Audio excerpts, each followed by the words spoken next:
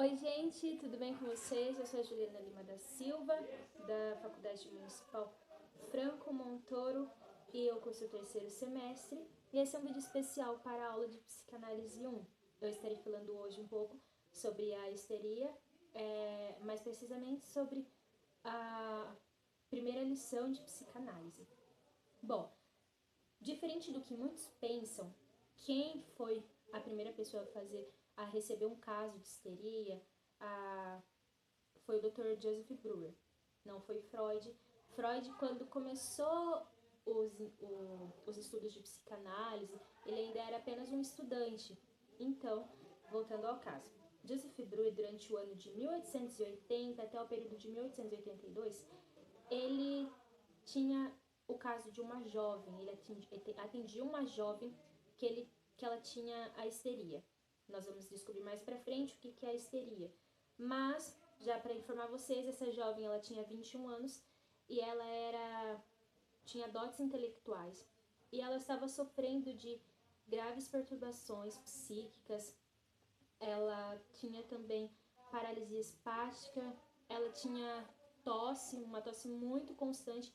Isso daí é alguns dos sintomas que fazia ela sentir devido a esse problema que ela tinha.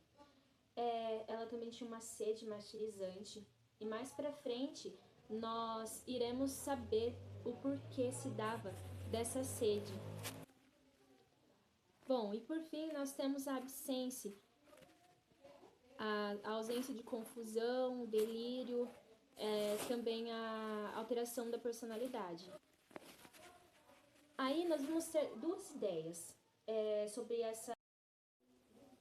Bom, voltando ao que eu estava falando, talvez o vídeo tenha alguns cortes devido ao espaço, mas assim, temos dois aspectos.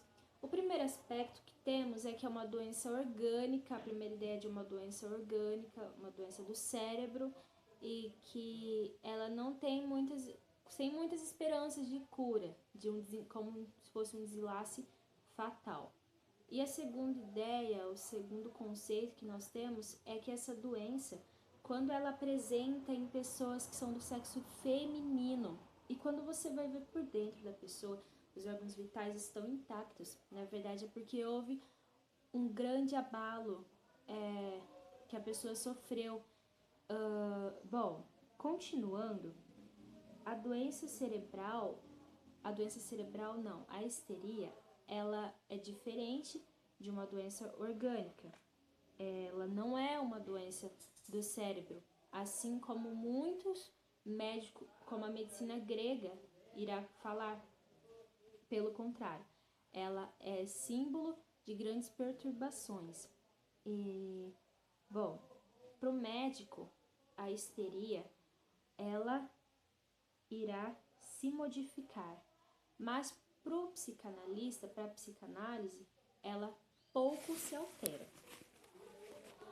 Aí, devido a isso, como pouco se altera na verdade, como ela se modifica para a medicina, a histeria na medicina grega, a qual nós estamos vendo, ela não dava tanta atenção a casos desse tipo. Embora os médicos eles tenham um conhecimento grande sobre patologia, sobre a fisiologia, sobre a anatomia, nessa parte, assim como diz o texto, acaba deixando um pouco a desejar.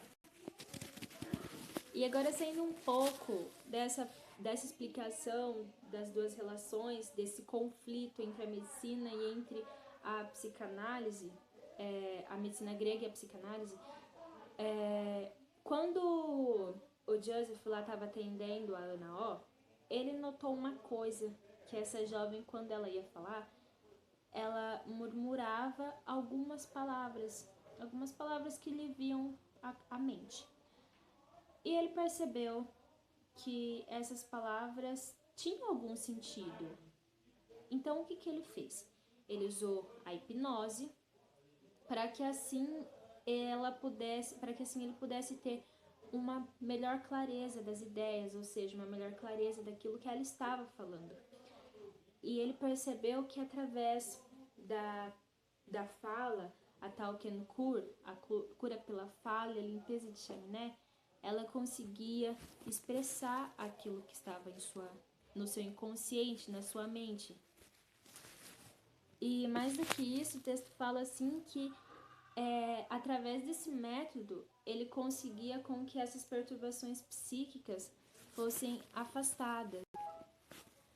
Bom, eu não lembro se eu tinha citado no começo, mas ela tinha uma sede martirizante, uma sede muito grande. E agora eu estarei explicando para vocês o porquê dessa sede. Teve uma época do ano que Ana ela estava com muita sede, uma sede muito grande. E ela acabou se vendo impossibilitada de beber a água. E se vendo impossibilitada de beber, ela adquiriu hidrofobia. Ela não conseguia beber água, se viu impossibilitada. E para suprir essa sede, ela comia bastante frutas, como melão, melancia, que no caso são frutas que tem um grande teor de água, se você for parar para analisar. Então, isso se dava a sede martirizante dela. Outro caso também foi que ela viu o cachorrinho bebendo na vasilha, no copo que ela tomava água durante a noite. E mais uma vez, foi através da hipnose que o doutor conseguiu fazer essa remoção dessa perturbação, desse trauma que ela tinha. Mais um exemplo, acredito que esse vai ser o nosso último exemplo, o exemplo que nós temos é do aparecimento das cobras. Na verdade, o aparecimento das cobras nos sonhos era o real aparecimento das cobras atrás da casa. E devido ao medo, a esse grande pavor que acontecia do aparecimento das cobras, houve a paralisia do braço direito. E com a paralisia do braço direito, a Ana se via impossibilitada de pegar e conseguir fazer alguma coisa. Então, para que ela pudesse fazer algo, teve que fazer a remoção da paralisia do braço direito. Então, basicamente, dando uma resumida, como eu já tinha falado, a histeria vai ser isso, vai vir das perturbações psíquicas, vem de experiências traumáticas, como nós vimos aqui, a paciente dele passava por muitas experiências traumáticas, e um dos métodos que ele usava para fazer isso, de início, para obter a cura, era a hipnose, a Tauken Kur, a limpeza de chaminé, para que ela pudesse, assim, se expressar. E mais para frente nós vamos ver que Freud, ele tem a sua paciente, ele vai começar a fazer essas técnicas, e o livro ele continua trazendo novas experiências. Não vai ficar apenas na hipnose, a hipnose ela era apenas um dos métodos. E é isso, gente. Eu espero que vocês tenham gostado. Professor. E obrigada por ter assistido até aqui.